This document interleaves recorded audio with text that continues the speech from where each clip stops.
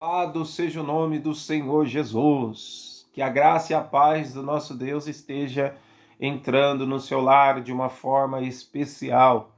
Pai querido, abençoa de uma forma especial cada vida, cubra com teu sangue, proteja, livra de todo mal, abre o entendimento e derrama as bênçãos do céu.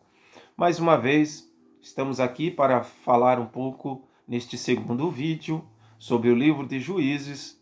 E agora vamos estar falando sobre a parte 2 e também a parte 3 e dando o encerramento desse esboço do livro de Juízes.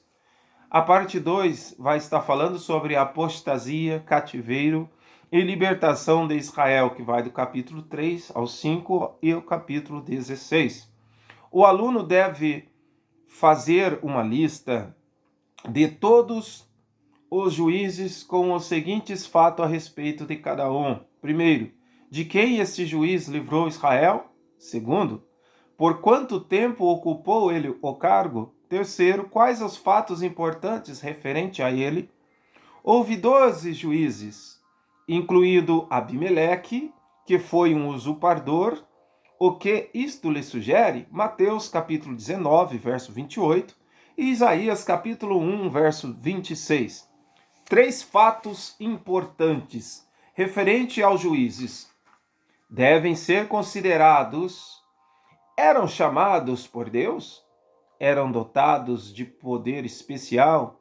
E a maioria deles pertencia à classe descrita por Paulo como o que para o mundo é insignificante, desprezado? 1 Coríntios capítulo 1, verso 27 ao 28. A morte desses era, por Jael, e o elogio que Débora lhe fez tem provocado crítica. Duas coisas devem ser levadas em consideração. A morte desses era, por Jael, e o elogio que Débora lhe fez tem provocado a crítica. Duas coisas devem ser levadas em consideração. Em primeiro lugar, embora o ato fosse exaltado por Débora e Baraque, e a Bíblia não apoia nem elogia, simplesmente relatam.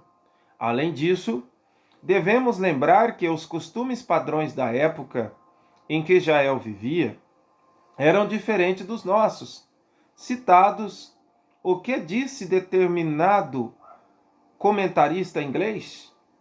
Jael, com o seu ato reto e valoroso, salvou a sua vida, defendeu a honra de seu esposo ausente, sua própria honra e a de muitas centenas de seu sexo. Capítulo 5, verso 30. Ao entrar na tenda da mulher, Sisera era culpado de um ato muito cruel, e foi a sua parte uma recompensa indigna pela hospitalidade e bondade que ela lhe mostrou. Ele bem sabia que a lei do deserto condenava a morte da mulher, em cuja parte da tenda entrasse um homem. Ela podia salvar-se somente se conseguisse matá-lo. Tal era a lei do deserto. E Jael era filha do deserto e não de Israel. Como o anjo do Senhor dirigiu a Gideão, capítulo 6, verso 12, era essa a opinião que Gideão tinha de si mesmo. Capítulo 6, verso 15. Gideão estava consciente de incredulidade de sua parte ao pedir um sinal? Capítulo 6, verso 39. Por que Deus quis libertar Israel com apenas um pouco de homens? Capítulo 7, verso 2. O que a lei refere no capítulo 7, verso 3? Deuteronômio, capítulo 20, verso 8. O que se pode dizer acerca das armas do bando de Gideão? Capítulo 2 Coríntios, capítulo 10, verso 4 ao 5, e Zacarias, capítulo 4, verso 6. Agora chegamos a uma pergunta que não se pode deixar sem resposta.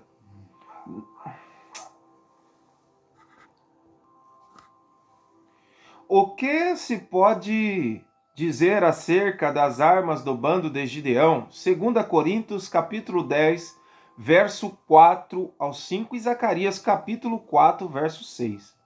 Agora chegamos a uma pergunta que não se pode deixar sem resposta. No estudo do livro de Juízes, Jefté realmente sacrificou a sua filha? Como os eruditos estão divididos quanto a esta questão? Poderíamos somente expor o que cada lado tem a dizer sobre o assunto e deixar que o aluno julgue por si mesmo.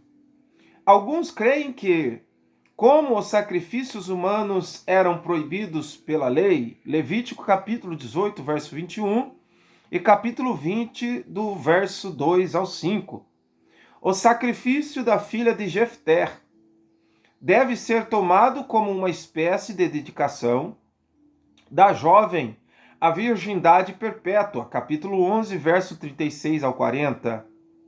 Outros creem que ele realmente sacrificou sua filha, crendo conscientemente que a isto fosse obrigado pelo seu juramento, verso 31, 35 e 39. O que os pais de Sansão viram? Capítulo 13, verso 17, capítulo 13, verso 17, 18 e 22. E Gênesis no capítulo 32, verso 29 ao 30. Quais deveriam ser o cuidado com Sansão desde o seu nascimento? Capítulo 13, verso 4 ao 5.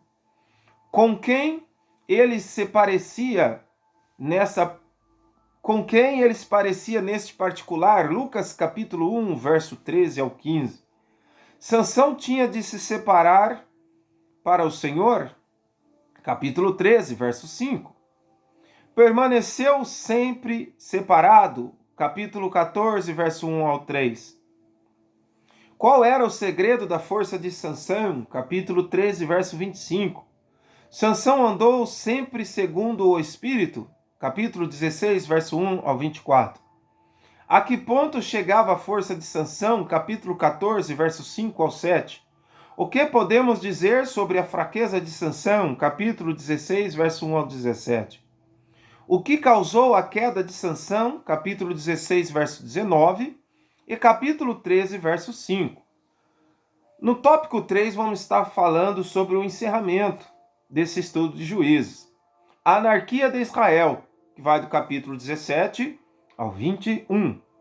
Primeiro, a anarquia da vida religiosa, capítulo 17 ao capítulo 18.